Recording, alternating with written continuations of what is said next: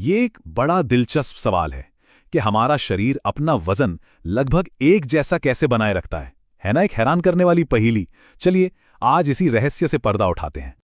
कभी सोचा है कि हम दिन भर कुछ ना कुछ खाते रहते हैं, फिर भी हमारा वजन रोज रोज इतना ज्यादा क्यों नहीं बदलता?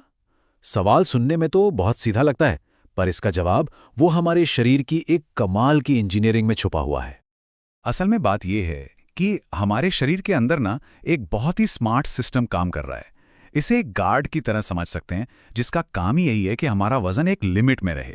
इससे फर्क नहीं पड़ता कि किसी दिन हमने ज्यादा खा लिया या किसी दिन कम। अच्छा, तो चलिए अब इसमें थोड़ा और गहराई से उतरते हैं। देखते हैं कि यह सिस्टम आखिर काम कैसे करता है। देखिए, यह सारा खेल है संकेतों का, संदेशवाहकों का और एक सेंट्रल कंट्रोलर का। इस पूरे कॉम्प्लेक्स सिस्टम को समझने का सबसे अच्छा तरीका जानते हैं क्या है? इसे एक एयर ट्रैफिक कंट्रोल टावर की तरह सोचिए। जैसे वहां प्लेन्स की जानकारी आती है, वैसे ही हमारे शरीर के अलग अलग हिस्से हमारे दिमाग को, जो कि हमारा मास्टर कंट्रोल है, लगातार एनर्जी लेवल के बारे में अपडेट्स भेजते रहते हैं। तो सवाल ये उठता है कि ये स्टेटस अपडेट्स आते कहां से हैं? मुख्य तौर पर 3 जगहों से। पहला, हमारे शरीर की वसा यानी फैट से। दूसरा, हमारी आंत से। और तीसरा, अग्न्याशय यानी पेंक्रियास से। ये तीनों मिलकर दिमाग को बताते हैं कि भाई शरीर में एनर्जी का स्टॉक कितना है। चलिए एक उदाहरण लेते हैं। एक हार्मोन है जिसका नाम है लेप्टिन। अब होता क्या है कि जैसे ही हमारे शरीर में फैट का लेवल बढ़ता है, ये हार्मोन रिलीज होता है और सीधे दिमाग को सिग्नल भेजता है कि बस पेट भर गया है, अब और खाने की जरूरत नहीं है। अब आते हैं इस पूरे नेटवर्क के एक बहुत ही खास मैसेंजर पर, इंसुलिन। ज्यादातर लोग इसे सिर्फ ब्लड शुगर कंट्रोल से जोड़कर देखते हैं, लेकिन इसकी भूमिका इससे कहीं ज्यादा बड़ी है।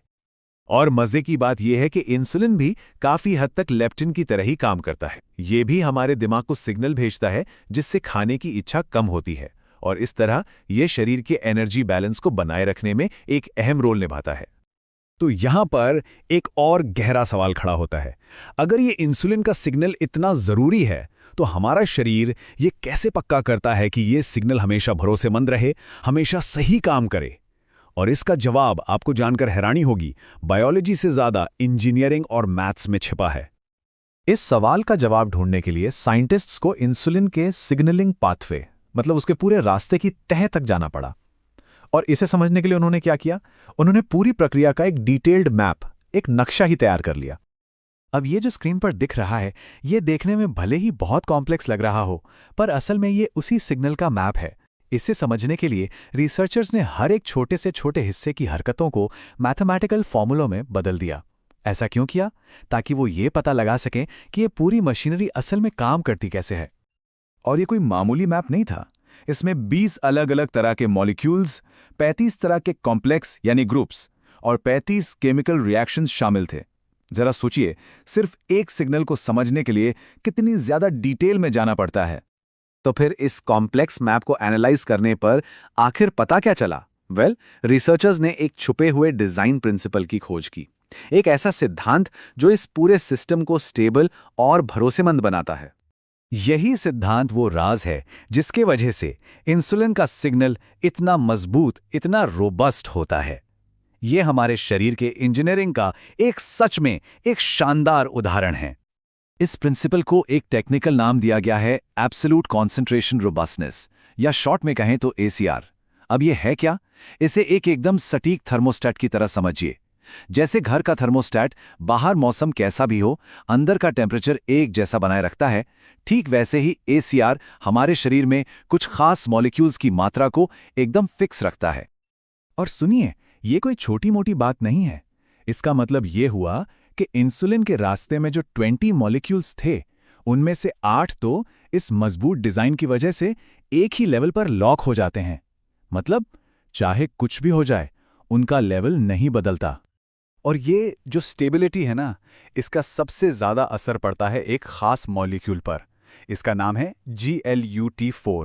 और रिसर्च यही बताती है कि GLUT4 जितना स्टेबल होगा, हमारी कोशिकाओं यानी सेल्स को उतनी ही भरोसे के साथ एनर्जी मिलती रहेगी। अगर इसे और आसान भाषा में समझें तो GLUT4 वो गेट है जिससे ग्लूकोज, जो कि हमारे लिए फ्यूल है, सेल्स के अंदर जाता है। और ACR का काम ये पक्का करना है कि ये गेट हमेशा ठीक से काम करता रहे। ताकि हमारे सेल्स को लगातार एनर्जी की सप्लाई मिलती रहे। तो चलिए अब इस माइक्रोस्कोपिक डिजाइन प्रिंसिपल को जरा बड़े पैमाने पर देखते हैं और समझते हैं कि ये हमारी असल जिंदगी में हेल्थ और बीमारी को कैसे प्रभावित करता है।